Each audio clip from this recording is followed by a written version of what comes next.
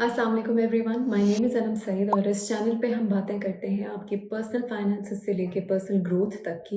अगर आपको मेरा बैकग्राउंड नहीं पता तो I am a Fulbright scholar. I did my masters in econometrics from Texas A&M university.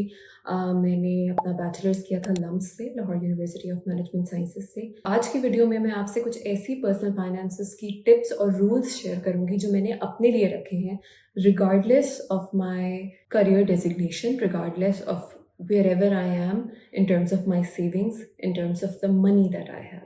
ये एप्लीकेबल है सबके लिए, चाहे कोई घर बैठी खातून हो, चाहे कोई कॉलेज जाता स्टूडेंट हो, या चाहे कोई 25-26 साल का लड़का हो जो जॉब में अभी 3-4 साल स्पेंड कर चुका है और उसके पास कोई बहुत ज़्यादा सेविंग्स मौजूद नहीं है। तो चलें डायरेक्टली बात करते हैं इन टिप्स के बारे में। और मैं आपको थोड़ा सा बैकग्राउंड देती हूँ कि मैंने ये टिप्स किस तरह बनाई। Basically I started working when I was I think 17। काम शुरू किया, I was basically doing my bachelors. उसके साथ साथ मैंने सोचा कि कुछ ना कुछ फाइनेंशियली अपनी सपोर्ट सिस्टम खुद ही बिल्ड करना चाहिए, आप सब कुछ अपने पेरेंट्स पे नहीं डाल सकते। तो मैंने क्या किया कि आई स्टार्टेड वर्किंग ऑन ओडेस्क उस वक्त अपवर्क आई थिंक होता था, आई डोंट नो एग्जैक्टली, मगर ओडेस्क उस वक्त एक प्लेटफॉर्म था लाइक अपवर्क। इसके अलावा मैंने कुछ फॉरेनर्स के साथ असाइनमेंट्स शुरू कर दी, रिसर्च अपॉर्चुनिटीज़ आई, मैंने वो शुरू कर दी। And I used to get paid with a decent amount, मतलब इतना होता था कि मैं अपनी पॉकेट मनी उससे निकाल सकती थी। बट उस वक्त फिर आपको पता नहीं होता कि अपने पर्सनल फाइनेंसेस को कैसे मैनेज करना है। प्लस आप आ रहे हो, जा रहे हो, ट्रांसपोर्टेशन के अखराजात, कॉलेज में रिक्रिएशन हो रहे हैं, लोग ट्रिप्स पे जा रहे हैं, ये सब क्या है, उसको नेविगेट करना मुश्किल होता था। तो I started reading up on personal finance. तो मैंने सबसे पहला रूल जो अपने लिए तब भी सेट किया था और आज कई साल बाद भी वो मेरे लिए उतना ही लागू होता है, उतना ही सब्सटेंशियली इम्पॉर्टेंट है, और वो ये है कि अपनी चादर से ना ज़्यादा पाँव नहीं फैलाने। ये बहुत आम अल्फाज में मैंने आपको बताया और इसकी मैं आपको प्रैक्टिकलिटी ऐसे बताती हूँ कि मेरा ये रूल है कि मैंने ऐसा खर्चा नहीं करना जिस पे मुझे इंटरेस्ट पेमेंट देनी पड़े। राइट, अब आप कहेंगे कि इसका क्या मतलब है, तो मैं आपको और आसान अल्फाज में समझाती हूँ कि लोन, कर्जा, किसी भी किस्म की मॉर्गेज, किसी भी किस्म का कोलैटरल दे के पैसे लेना, क्रेडिट के ऊपर चीज़ें खरीदना और उनकी पेमेंट ना करना कि आपके ऊपर इंटरेस्ट लागू हो जाए, ये सब चीज़ें मैंने उस वक्त से अपने ऊपर मना कर दी थी। और अल्हम्दुलिल्लाह I still stand firm on this कि आपके पास जितने पैसे हैं आप कोशिश करें कि आप उसमें ही खर्चा करें। आप उससे ज़्यादा पाँव ना फैलाएं कि आपको कल को सूद देना पड़े, इंटरेस्ट देना पड़े, जिससे एक्चुअली आपकी जो पेमेंट है वो भी बहुत ज़्यादा हो जाती है, आप मेंटल टॉर्चर का भी शिकार रहते हो। और इसके अलावा आप अपने फाइनेंसेस को उस तरह से मैनेज नहीं कर पाते। तो मैंने ये रूल अपने लिए बनाया। और स्पेशली अगर वो ऐसी चीज़ें हैं, सो फॉर इंस्टेंस मैं आपको एग्जांपल देती हूँ, अगर आपको खुदा न खास्ता कोई हेल्थ क्राइसिस है और उसमें आपको कर्जा लेना पड़ रहा है, तो that is something else, that is something जो कि आपके कंट्रोल में नहीं है और उस वक्त आपको कर्जा लेना पड़ सकता है। मगर अगर कर्जा आप ले रहे हो या लोन आप ले रहे हो या आप क्रेडिट पे चीज़ें ले रहे हो जो आपकी वांट्स हैं, जो आपकी ज़रूरियात नहीं हैं, जो आपकी ख्वाहिशात हैं, तो फिर तो बिल्कुल ही नहीं। ठीक है? तो ये रूल मैंने अपने लिए बनाया। और कई दफ़ा मेरा भी दिल किया कि मैं ये गाड़ी ले लूँ, मैं बस लीज़ पे उठा लूँ और मैं इसकी इंटरेस्ट पेमेंट्स करती रहूँगी and all of that. But मैंने ये डिसीजन नहीं लिया and it has really saved me a lot from a lot of mental pressure, because मैं जब चाहे अपने करियर से ब्रेक ले सकती हूँ। मुझे कभी ये टेंशन नहीं होती कि ये किस्तें भी अदा करनी है, ये इंटरेस्ट पेमेंट भी मैंने पे करनी है और अगर मैं नहीं करूँगी तो ये बढ़ता जाएगा। तो वो स्ट्रेस मेरे माइंड में नहीं है, अल्हम्दुलिल्लाह। And I really suggest this to everyone कि आपके पास जो स्टार्ट में अपने करियर के शुरू में 3-4 साल सेविंग्स आए, उनसे आप एक इमरजेंसी फंड बिल्ड करें, जिससे खुदा ना खास्ता कल को आपकी कोई सेहत के मसले होते हैं, घर के मसले होते हैं, कोई नेचुरल डिज़ास्टर आता है, तो उन चीज़ों में उसकी मदद ले सकें और आपको कर्जा ना लेना पड़े। तो ये मेरा सबसे पहला रूल है and I think it has helped me. I hope ये आपकी भी हेल्प करे। नंबर 2 मैंने ये किया जो कि हर कोई कर सकता है, चाहे वो अपने करियर के स्टार्ट में हो, चाहे उसको काम करते हुए 10 साल हो गए हों, चाहे उसको काम करते हुए 20 साल हो गए हों, या चाहे वो काम ना करता हो और बस घर बैठ के सेविंग कर रहा हो। वो ये है कि मैंने फ्यूचर वैल्यू ऑफ मनी को समझा। मैंने ये समझा कि अगर मैं पैसे सेविंग अकाउंट में डालती जाऊँगी और उसके ऊपर सेविंग अकाउंट से मेरा मुराद ये नहीं है कि आपको उस सेविंग अकाउंट पे कोई इंटरेस्ट पेमेंट मिले। सेविंग अकाउंट से मेरी मुराद है कि करंट अकाउंट में आप बस उसे सेव करते जाओ। अगर मैं उसको करंट अकाउंट में डालती जाऊँगी और मैं उसके इन्वेस्टमेंट और फ्यूचर वैल्यू के बारे में नहीं सोचूँगी, तो महँगाई एक दिन इतनी ज़्यादा हो जाएगी कि वो मेरी सारी सेविंग्स को नलिफ़ाई कर देगी, ख़त्म कर देगी। ठीक है, आज ये एक चाय का कप अगर मुझे ₹20 का मिलता है, कल ये चाय का कप मुझे ₹250 का मिलेगा, तो वो जो मेरे अकाउंट में ₹2000 पड़े हैं, उनकी वर्थ क्या रह जाएगी, आप खुद सोचिए।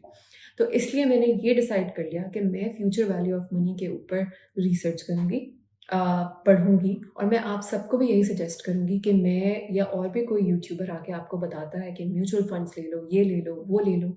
ये सब आपके लिए एक अच्छी चीज़ है सीखने के लिए, बट सबसे बड़ा आपके पास जो तरीका है वो है आपकी अपनी रिसर्च, आपकी अपनी एजुकेशन, अपने अंदर आप ये इन्वेस्टमेंट करें, पे योरसेल्फ फॉर दिस, अच्छी बुक्स खरीदें, पढ़ें कि किस तरह से फ्यूचर वैल्यू ऑफ मनी को प्रोटेक्ट करना है आपने, ताकि कल को खुदा ना खास्ता आपकी सेविंग्स जो हैं वो वेस्ट ना हो। तीसरी चीज़ मैंने जो की वो भी अगेन सब पे लागू होती है regardless of where you are in your professional life और इन योर पर्सनल लाइफ, और वो है कि मेरे पास चाहे 20,000 की तनख्वाह है, चाहे 4 लाख आए, चाहे 25 लाख आए, मैंने कभी भी उसको डायरेक्टली सारा खर्च नहीं कर देना अनटिल एंड अनलेस वो मेरी ज़रूरियात से कम है।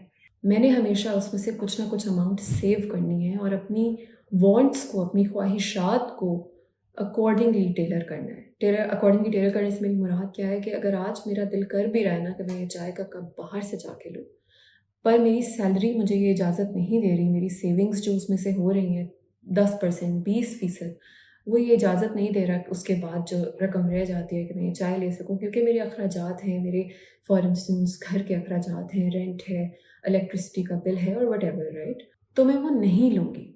और मैंने ये अक्सर देखा है लोगों में कि ये सेल्फ कंट्रोल लोगों में मौजूद नहीं होता।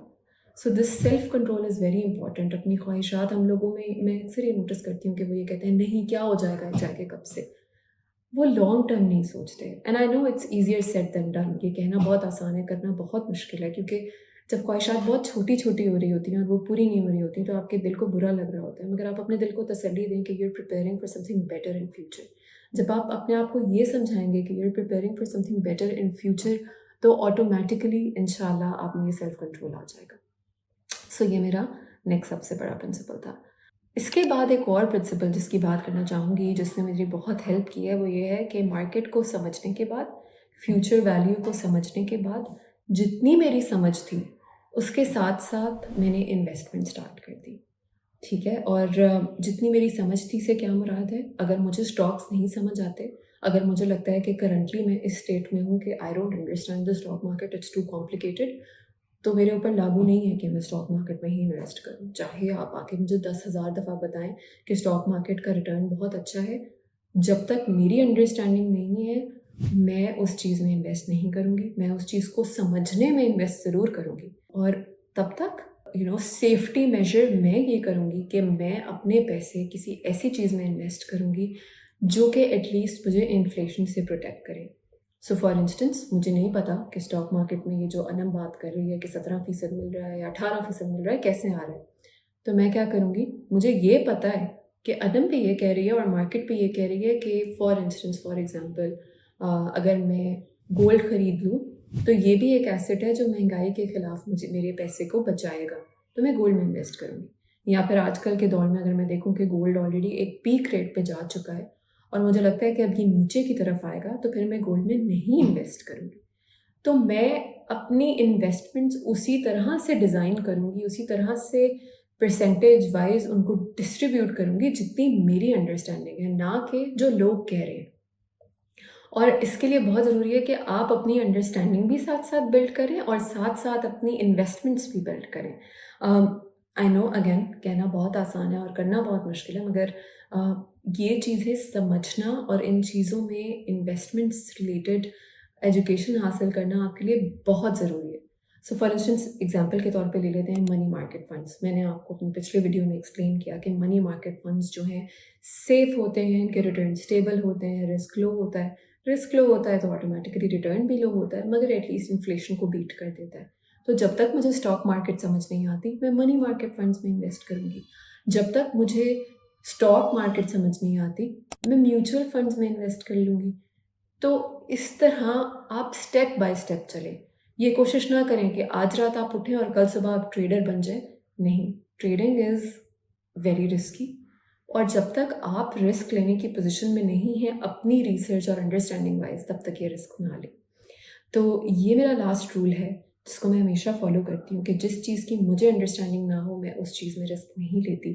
फिर चाहे 10 लोग आके मुझे मशवरा दें, जब तक मैं उसमें रिसर्च नहीं कर लेती, जब तक मैं उस चीज़ से रिलेटेड पढ़ाई नहीं कर लेती, उसको समझने की कोशिश नहीं करती। जैसे फॉर इंस्टेंस आजकल लोग आके कहेंगे कि चाँदी ले लो, पर जब तक चाँदी के डायनामिक्स, कमोडिटी मार्केट के डायनामिक्स मैं नहीं खुद समझ लेती, तब तक मैं किसी को भरोसा करके उसमें इन्वेस्ट नहीं करूँगी। और ये रूल एक गोल्डन रूल है बिकॉज़ मैंने पाकिस्तान में एटलीस्ट ये बहुत देखा है लोगों को करते हुए कि वो अंधाधुंध किसी पे भरोसा कर लेते हैं, जो कि नहीं करना चाहिए। बिकॉज़ टू बी ऑनेस्ट आपको नहीं पता होता कौन आपको गलत गाइड कर सकता है, including everyone, right? So do your own research, invest wisely. एक आखिरी चीज़ कहना चाहूँगी मैं अपनी ख़वातीन से, प्लीज़ कमेटी अगर डालें, तो ये सोच लें कि कमेटी में future value of money actually कुछ भी नहीं है। कमेटी फिर जितनी जल्द से जल्द आप लेके उसको कहीं इन्वेस्ट करें तो फिर भी आपको कुछ फ़ायदा हो सकता है। सो फॉर इंस्टेंस आप पैसे दे रहे हैं और लाख रुपए की कमेटी डाल रहे हैं और अगर आपको आज से 6 महीने बाद लाख रुपए मिल रहे हैं और आपने तब तक 80,000 रुपए जमा करा दिए, तो एक्चुअली आप फ्यूचर वैल्यू ऑफ मनी जो है, इन्फ्लेशन को बीट नहीं कर रहे, आपको सेविंग का कोई फ़ायदा नहीं हो रहा। मगर आप कोशिश करें कि अगर आपको पहले ही महीने में आपकी कमेटी की लमसम अमाउंट मिल जाए और आप उसकी किस्तें जो हैं बाद में अदा करते रहें और उस 1 लाख को आप कहीं इन्वेस्ट कर दें किसी मनी मार्केट में, किसी म्यूचुअल फंड में, किसी सिक्योरिटी में, किसी सुकुक में, तो उसका आपको फ़ायदा है। तो ये समझ अपने अंदर पैदा करना, ये लाज़िम है कि आप इसके ऊपर काम करें और ये मेरे कुछ रूल्स हैं फाइनेंसेस के जिन पे मैं हमेशा चलती हूँ और they have really helped me in my life and I hope आपकी भी मदद हो। Thank you so much for watching. अगर आपको ये यूज़फुल इन्फॉर्मेशन लगी तो please do share it and subscribe and take care. अल्लाह हाफ़िज़।